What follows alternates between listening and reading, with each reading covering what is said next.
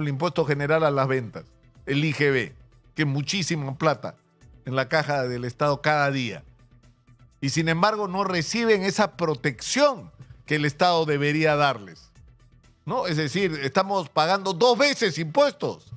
O sea, el impuesto al Estado y el impuesto al delincuente. El día de hoy en Lima y Callao hay una paralización. Es cierto que no es una paralización total, pero también es cierto que es importante. Y lo están viviendo y lo están sufriendo los ciudadanos que se movilizan en el transporte público y que son además la inmensa mayoría, cosa de la que se olvidan algunos políticos a la hora de tomar decisiones sobre qué se prioriza a la hora de hacer obras, ¿no? Si el transporte público es el más importante, entonces las más importantes obras deberían estar destinadas a facilitar y a promover ese transporte público. Pero lo cierto es que se está sintiendo la pegada del paro.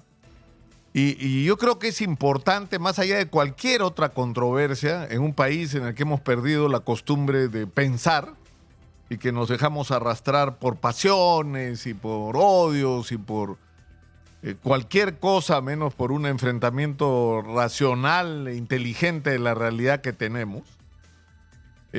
Este paro es una señal, en primer lugar, de un enorme descontento. Porque yo creo que este paro resume lo que nos está pasando, fíjense ustedes. La gente está muy molesta por la crisis de inseguridad, porque no es una crisis de inseguridad lejana, ¿no es cierto? Nos fastidia la crisis de inseguridad que hay al frente. No, la crisis de inseguridad la está viviendo cotidianamente la gente. La viven los transportistas que están parando hoy porque están hartos de pagar extorsiones. Que además no discrimina si eres formal o informal. ¿Qué te preguntan por tu carnet de ATU? ¿Creen ustedes para cobrarte una extorsión? Le extorsionan a todo el mundo, mototaxistas, transporte interprovincial, buses formales, es decir, todo tipo de transporte, más todo tipo de actividad económica en este momento está asediada por la delincuencia a través de las extorsiones.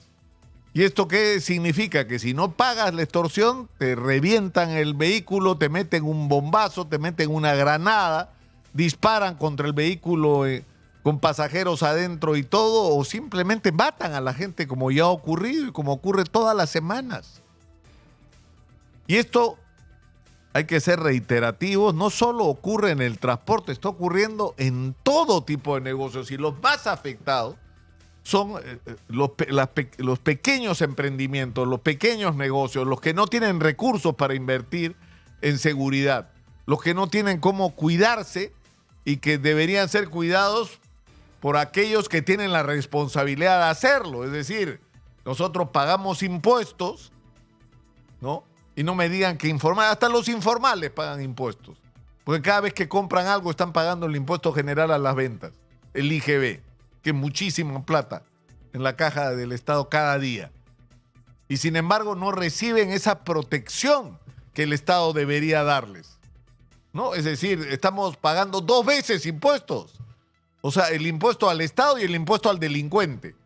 Y evidentemente lo que ocurre es que no solamente la gente está harta de vivir con el miedo, sino que ya está ocurriendo que vehículos de transporte no quieren circular porque no pueden sostener esta situación de tener que pagar para poder estar en la calle y porque tienen miedo de las represalias, porque además hay disputas entre las bandas, ¿no? Porque como esto es cancha libre y el Perú es una especie de territorio liberado para los delincuentes, ya la guerra que estamos viviendo no es nuestra guerra contra la delincuencia, sino la guerra entre ellos, a ver quién es el que cobra los cupos, y se matan entre las bandas de extorsionadores, explotadores de mujeres, traficantes, narcotraficantes de todo tipo.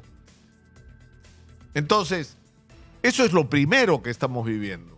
Es decir, esta sensación, este sentimiento de que esto es insostenible, no damos más.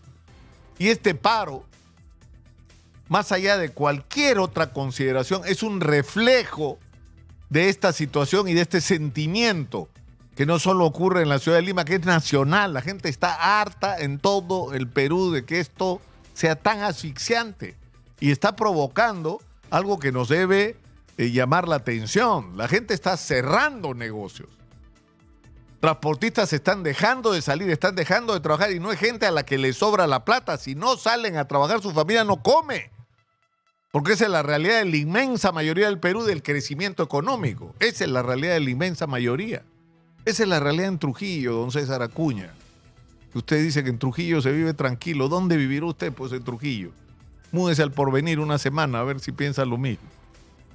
Pero en fin, esto es la primera señal, ¿no es cierto?, que nos da este paro. Pero la segunda es significativa. ¿Cuál es la agenda de este paro? ¿Qué es lo que este paro reclama? Que se acabe la inseguridad, ya eso queremos todos. Pero ¿cómo hacemos para acabar con la inseguridad? No, que haya leyes más duras. Más duras, ya, ¿qué más dura quieres? En el Perú hay cadena perpetua casi por todos los delitos en los que están implicados los delincuentes que hoy nos agobian. Pena de muerte. ¿Ustedes creen que eso va a resolver el problema? ¿Lo ha resuelto en alguna parte?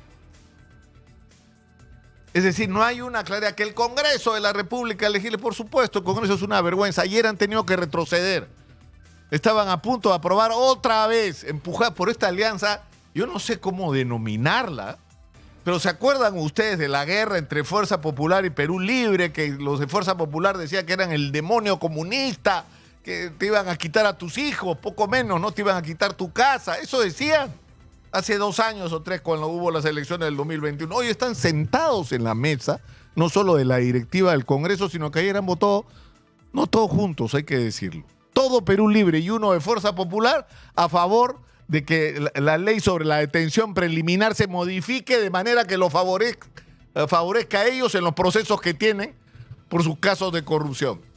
Y que prácticamente desaparezca la detención preliminar como un instrumento